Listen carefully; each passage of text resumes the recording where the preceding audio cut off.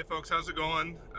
Going to continue this question that we get the most of all the questions that we get about our nonprofit work and our dream centers.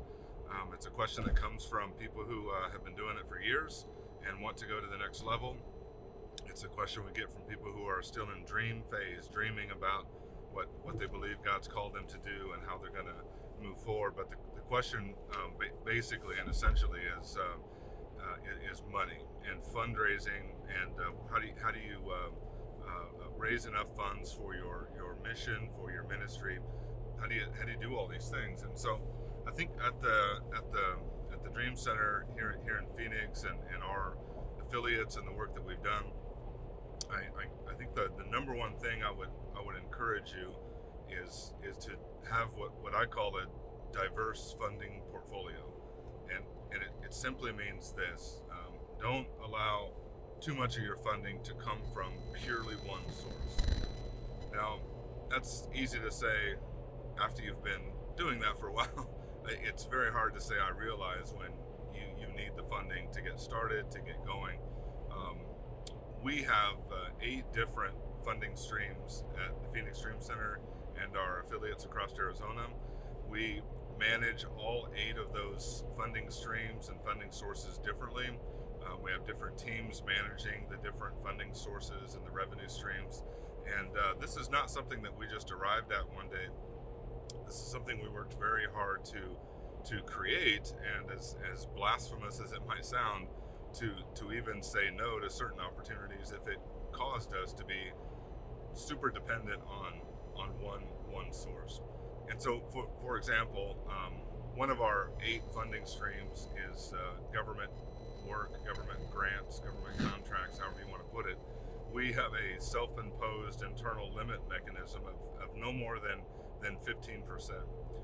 I think especially with government grants, and I'm going to talk more about that in another video, but especially with government grants, the volatility of those is super high. They're just very volatile sort of grants. So what we found with our government grants from VOCA, which is the Victim of Crime Act, or from HUD, which is the Housing Urban Development, or from DES, which is Department of Economic Security, or SNAP, which is Supplemental Nutrition Assistance Program, or whatever the acronym, whatever the program is.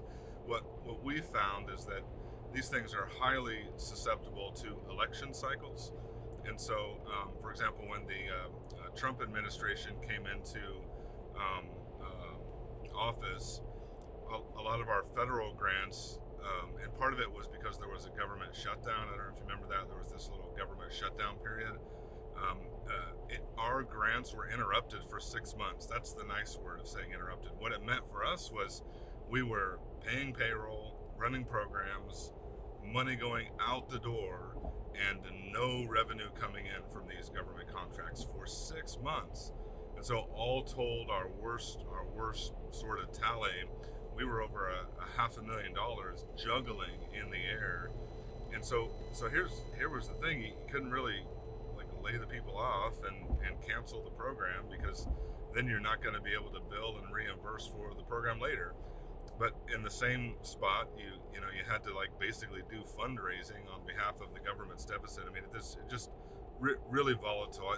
The other thing I'll say about government, you know what, I'm going to save that for the video. Obviously, I'm very passionate about these government grants. So my point is, our self-imposed internal limiting mechanism of 15% assures us that at any given time, if that were to happen, if there were some interrupts among these government grants, that no more than 15% of our mission and our fundraising is really heavily impacted.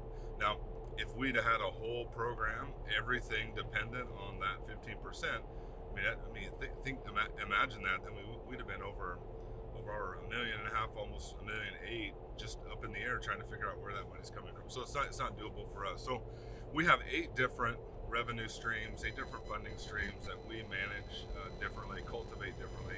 I'm going to talk about all 8 of those, but I think the main thing I would have you take away is you need to diversify your revenue portfolio. You need to look at where your money's coming in as a portfolio and how do you add diverse, non-dependent things. So coming up next, 8 revenue streams that the Dream Center uses in Arizona.